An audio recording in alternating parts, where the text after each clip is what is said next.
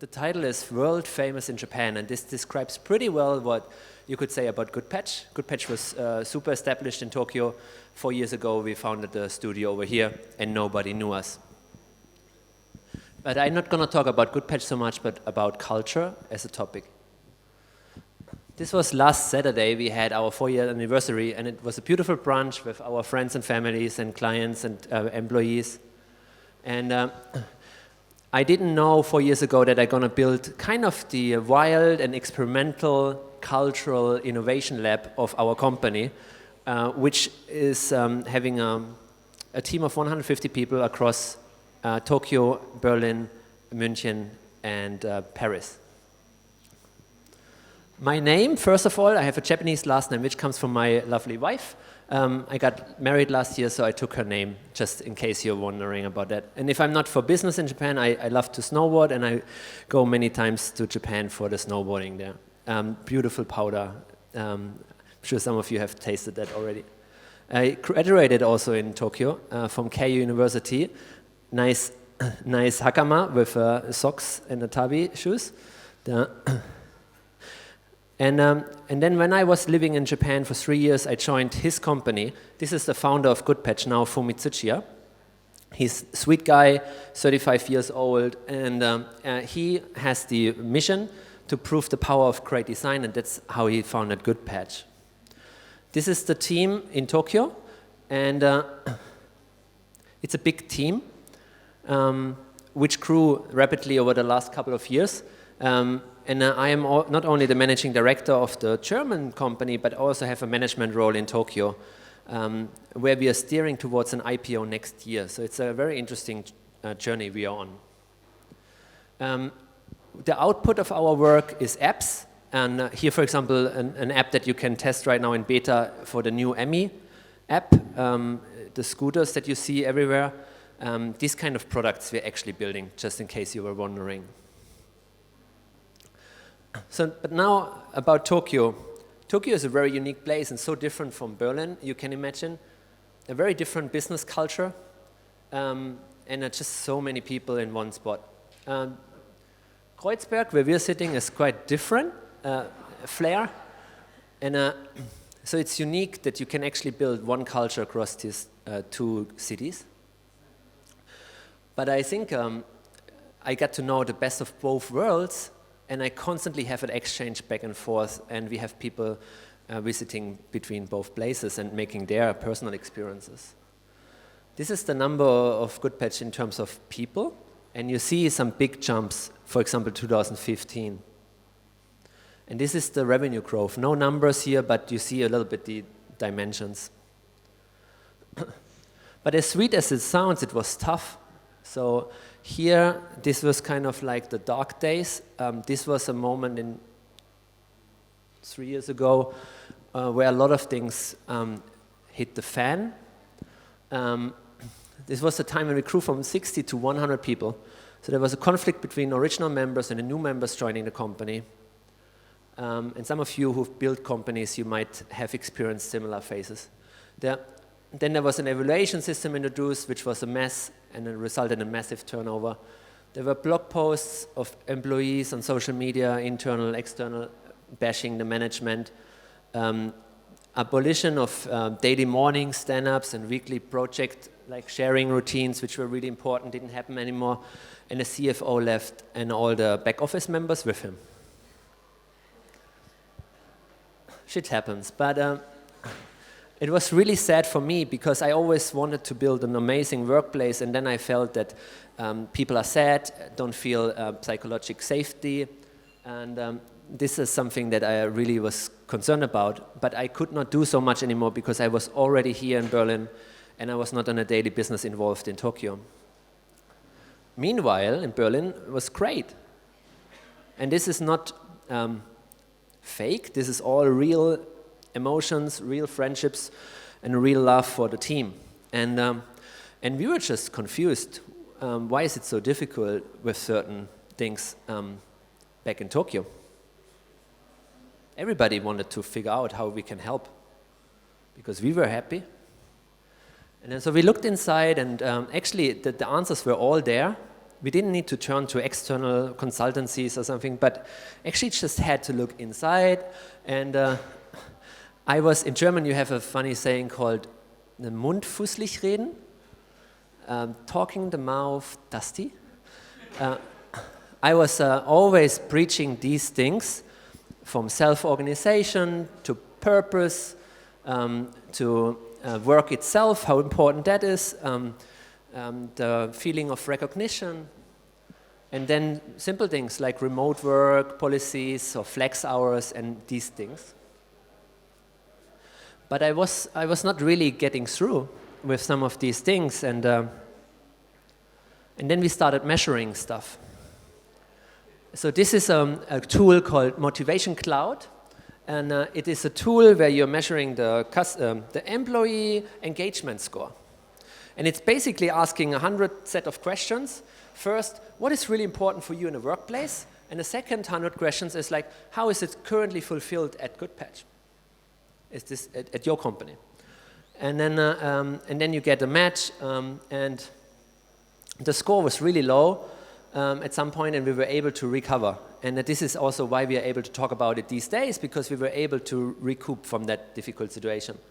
And we started measuring Berlin score as well around 2018. This also leveled up kind of the overall score, but it was surprisingly high. And it was 78, where we had in Tokyo around 40, 50. And this was really eye-opening and made many people ask, so how did you do that? And then I had, next to revenue growth, like almost double every year, profitability, low turnover rate, I had another measure, and this was this high employee satisfaction engagement score. And then I had open ears, which I didn't have before for these cultural topics. And this is basically, came through that this is serious business, this whole culture talk, and not just like for the fun of it, but actually will save you a whole lot of money. And when we looked closer, it was super interesting. The test showed weaknesses and strengths. And what was weaknesses in Tokyo were strengths in Berlin, and also the other way around. There were not so many weaknesses which were shown by the tool, but also the other way around, that the Berlin weaker points were also Tokyo strengths. And when you look closely, it's super interesting. So unity sense of work, it's a translation from Japanese, so it's not perfect, but unity sense of work, for example, was a strength, was a weakness. Trust in management was a strength, was a weakness. And a few other things. And we explained it to ourselves with Herzberg theory, which separates between hygiene factors and true motivators. And let's see what is the true motivators. Achievement, recognition, work itself, responsibility, advancement, and growth. And other things like status, security, working conditions are not that important. They won't really motivate you, but they can only cause the opposite of demotivate you. How I explain it is, when you are working in a really exciting startup, maybe Infarm, for example, it doesn't really matter how comfortable your chair is that you're sitting on. You won't care about that so much. You're motivated by the growth of the company and by the excitement. So we kind of condensed in everything that was written here into a Goodpatch OS. So we created our own operational organizing system, organizational operating system, and it has some of the best elements of holacracy, but also OKRs and how we use different tools, and we kind of made a real program around it. And we did a lot of knowledge sharing between the studios, so that increased. We started introducing new routines, for example, open project reviews, where feedback was really great and everybody could just like really be part of it, and it was not any like serious meeting, but it was really talking about the design of the work.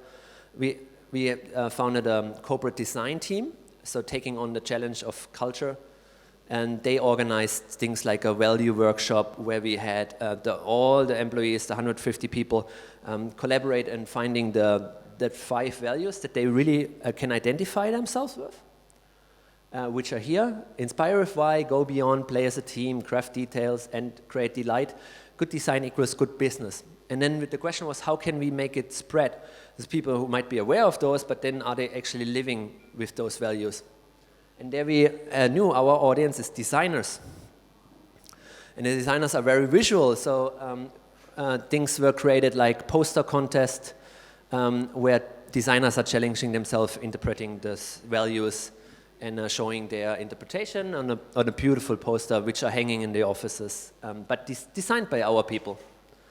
And also the topic of recognition was really well put in place with award shows. For example, here Goodpatch All-Stars, where we give awards, for example, to the MVP, most valuable player. And she was actually really a crucial part of our culture rejuvenation, Hako-chan. And these kind of things really make me happy. And now we are at the point where we can reflect and look back and see that we actually were able to learn from this. And what happened is that we, as a company, can also develop, and I find it really interesting. Our company can do things they couldn't do before. Now we're building not only apps, but also virtual reality worlds for the automotive industry, and you can also try it out. We have a setup upstairs. So I invite you, if you have any touch points with the automotive industry, we're now highly specialized in that. The lessons learned as a summary. So measure, learn to promote soft things with hard facts. You know, nobody listened. Once I had actually the numbers and could show how it's really different, then people were listening. Look inside, create environments where some things can grow independently. So we created our own little team that actually did things differently.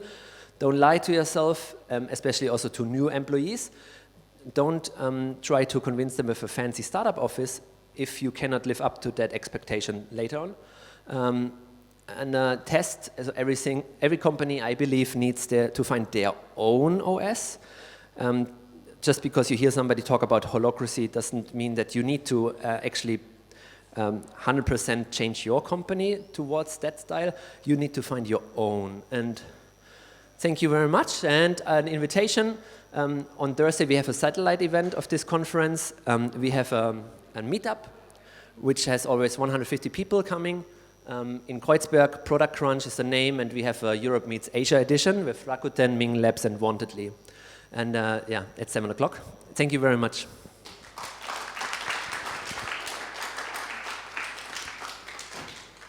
Any questions? Any questions?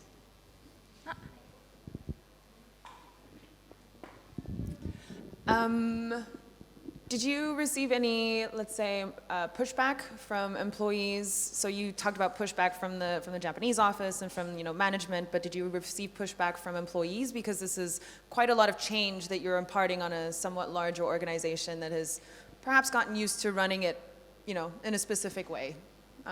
Was there ways that you dealt with that or addressed it?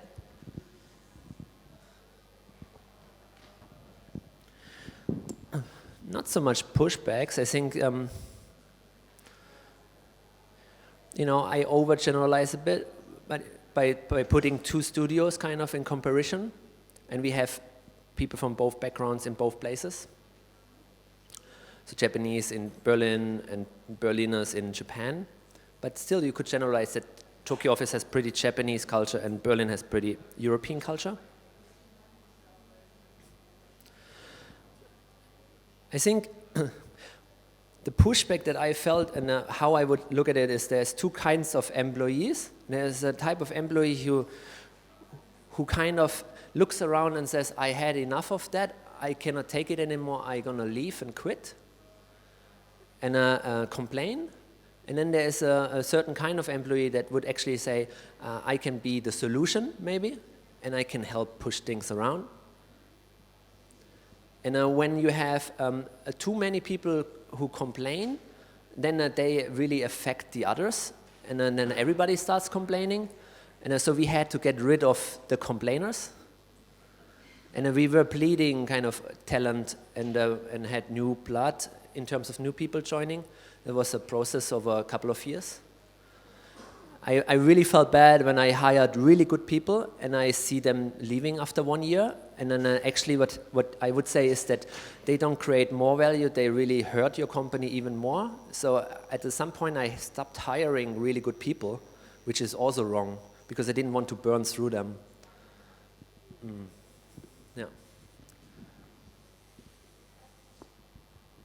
Thank you.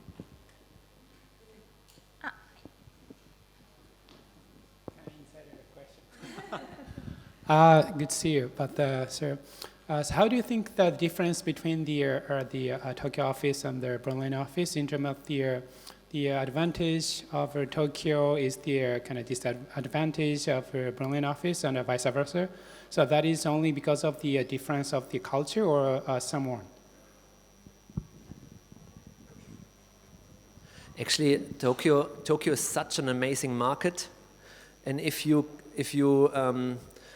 have this standing that we have in the Japanese market, and we don't become really successful, I really think that is a lost opportunity. There's so much need for mobile product and so little competition. So the Berlin market is so much harder with so many established agencies, so many companies understanding design already. So the market is so much better for us in Tokyo. But I feel the competition we exposed ourselves to in Berlin made us stronger and also increase our strong standpoint in Tokyo. But I think there's this concept of exploit and explore. And I think the Japanese market is a market we should look at exploit, as terrible as it sounds, and then explore new opportunities in the European market. This is really interesting, and then you need to know where your money comes from, and it definitely comes very heavily now from Tokyo as well. This allows us to do other adventures here. Yeah. Cool. Thank you. Thank you very much.